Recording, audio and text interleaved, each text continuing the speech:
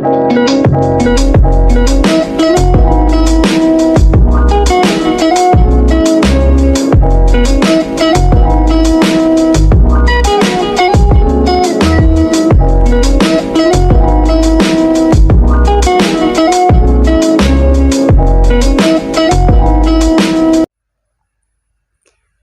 Assalamualaikum warahmatullahi wabarakatuh. Nama saya Delia Novitasari dengan NIM 220601070, Fakultas Ekonomi dan Bisnis, Prodi Manajemen kelas 2D, mata kuliah MSDM dengan dosen pembimbing yaitu Ibu Ima Sukaisi, SEMM. Di sini saya akan memaparkan 7 pembahasan tentang apa yang saya dapat dalam satu semester ini. Berikut adalah judul-judul besar yang ada dalam satu semester ini. Yang pertama, MSDM. MSDM dalam pembelajaran kali ini mencakup 11 materi atau 11 pokok yang dapat kita kulik satu persatu. Yang pertama, pengertian MSDM. Manajemen sumber daya manusia menjadi salah satu bidang dari manajemen umum seperti manajemen keuangan, manajemen pemasaran, serta manajemen operasi. Manajemen sumber daya juga terbagi menjadi 2 frasa. Yang pertama manajemen dan yang kedua adalah sumber daya manusia. Manajemen adalah aktivitas merencanakan, mengorganisasi, memimpin serta mengontrol sumber daya yang dimiliki oleh organisasi untuk mencapai tujuan dari suatu organisasi secara efektif dan efisien. Dan yang kedua adalah sumber daya manusia. Menurut Kamus Besar Bahasa Indonesia, sumber daya manusia adalah potensi manusia yang dapat dikembangkan untuk proses produksi. Dengan begitu, pengertian secara harfiah dari manajemen sumber daya manusia adalah suatu kegiatan untuk merencanakan, mengorganisasi, memimpin, serta mengontrol sumber potensi manusia untuk mencapai tujuan organisasi. Yang kedua adalah tujuan MSDM. Tujuan MSDM pada masing-masing perusahaan bersifat variatif. Menurut Aldrich dan Lake tahun 1990, sistem manajemen SDM dapat menjadi sumber kapabilitas perusahaan yang memungkinkan perusahaan untuk terus belajar memperagakan peluang baru. Tidak hanya itu, tujuan selanjutnya adalah menerapkan dan menjaga semua kebijakan dan prosedur SDM yang memungkinkan perusahaan mampu mencapai tujuannya. Lalu yang ketiga adalah pentingnya MSDM. Manajemen sumber daya manusia harus dikelola dengan baik sehingga kebijakan dan praktik dapat berjalan sesuai dengan yang diinginkan perusahaan, yang meliputi kegiatan antara lain. Yang pertama, melakukan analisis jabatan. Yang kedua, merencanakan kebutuhan tenaga kerja dan merekrut calon pekerja. Yang ketiga, menyeleksi calon pekerja. Dan keempat, memberikan pengenalan dan penempatan pada karyawan baru. Dan kelima, menetapkan upah, gaji, dan cara memberikan kompensasi. Yang keenam, ada memberikan insentif dan kesejahteraan. Yang ketujuh, melakukan evaluasi kinerja. Dan ke-8, mengomunikasikan, memberikan penyuluhan, menegakkan disiplin kerja. Dan ke-9 adalah memberikan pendidikan, pelatihan, dan pengembangan, serta lain-lain. Kemudian yang keempat ada pendekatan MSDM.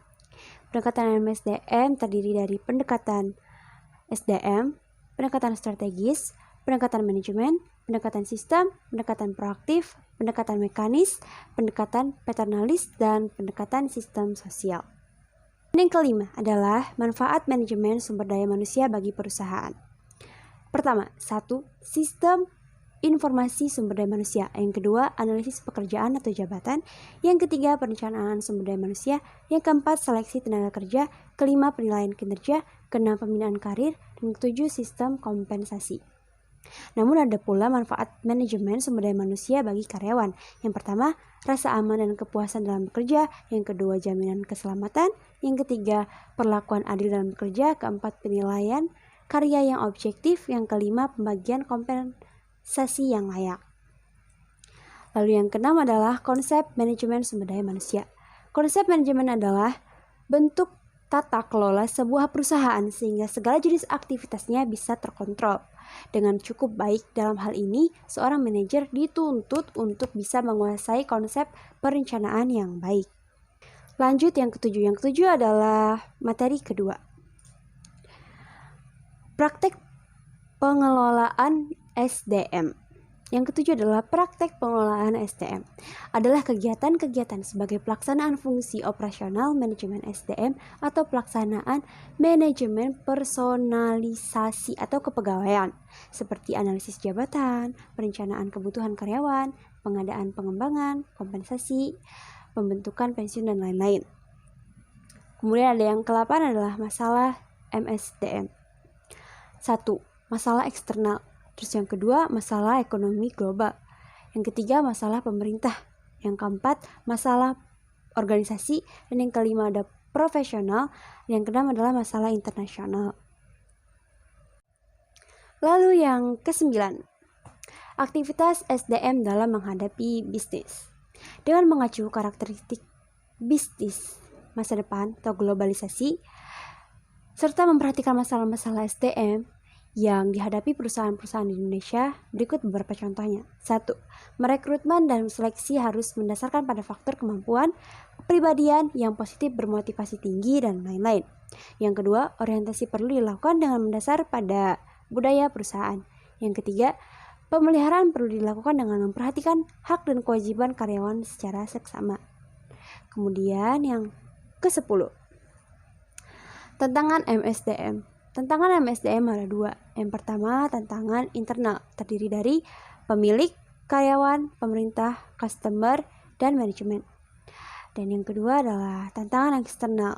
Pertama, perubahan teknologi, peraturan pemerintah, faktor sosial budaya, pasar tenaga kerja, faktor politik, kondisi perekonomian, faktor geografi, faktor demografi, kegiatan mitra, dan pesaing. Poin ke-11 yaitu langkah-langkah menghadapi tantangan. Yang pertama, monitoring lingkungan atau mengidentifikasi perubahan variabel atau lingkungan. Yang kedua, mengevaluasi tampak perubahan lingkungan. Dan yang ketiga, mengambil tindakan proaktif dan perubahan lingkungan. Dan yang keempat, menganalisa umpan balik.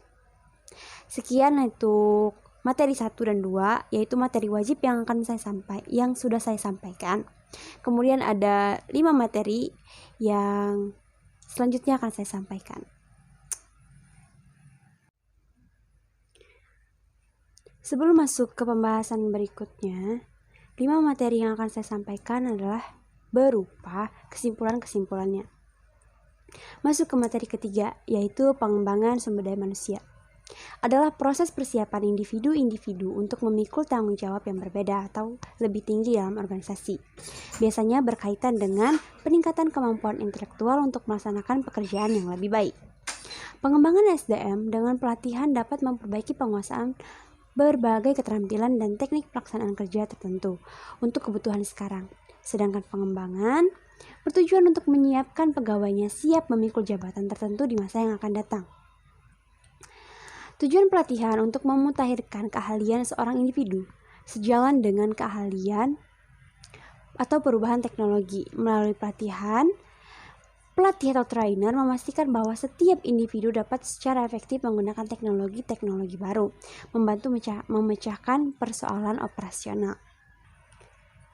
Yang keempat adalah kepuasan kerja.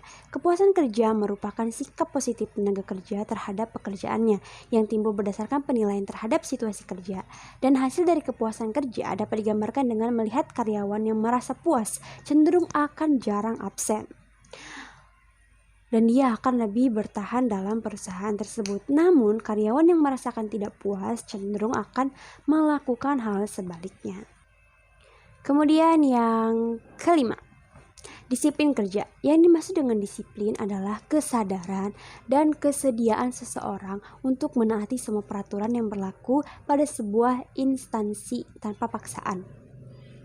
Disiplin harus ditegakkan dalam suatu organisasi, sebab tanpa disiplin kerja yang baik akan sulit bagi organisasi untuk mewujudkan tujuannya. Kedisiplinan itu tidak hanya terwujud dengan sendirinya. Untuk menciptakan dan memelihara serta meningkatkan disiplin kerja karyawan, banyak faktor yang mempengaruhinya. Di antaranya, keteladanan pemimpin, sanksi hukum, ketegasan, dan hubungan kemanusiaan. Disiplin kerja juga adalah kemampuan seseorang untuk secara teratur, tekun secara menerus, dan bekerja sesuai dengan yang berlaku, tanpa melanggar peraturan yang ada. Kemudian yang keenam, adalah proses dan jalur pengembangan karir. Pengembangan karir adalah serangkaian kegiatan untuk meningkatkan keterampilan, pengetahuan, dan pengalaman kerja seseorang untuk mencapai tujuan karir mereka. Proses pengembangan karir dapat melalui pendidikan, pelatihan, mentoring, coaching, dan tugas-tugas khusus di tempat kerja. Pengembangan karir akan membuat karyawan memiliki kesempatan bertemu dengan banyak pihak, baik internal maupun eksternal perusahaan. Karyawan bisa memanfaatkan untuk membangun relasi melalui interaksi dan sharing pengalaman, sekaligus mempelajari proses kesuksesan karir seseorang.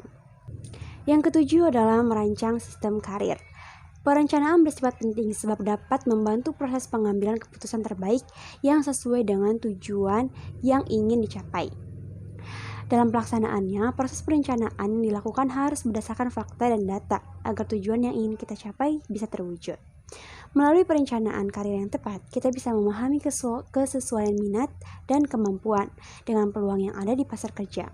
Dengan begitu, kita bisa mempersiapkan diri dengan keterampilan dan pengalaman yang dibutuhkan. Perencanaan karir yang baik juga membantu kita memilih jalur yang benar. Itulah ketujuh pembahasan yang bisa saya sampaikan. Kurang lebihnya saya mohon maaf. Wabillahi taufiq wal hidayah. Wassalamualaikum warahmatullahi wabarakatuh.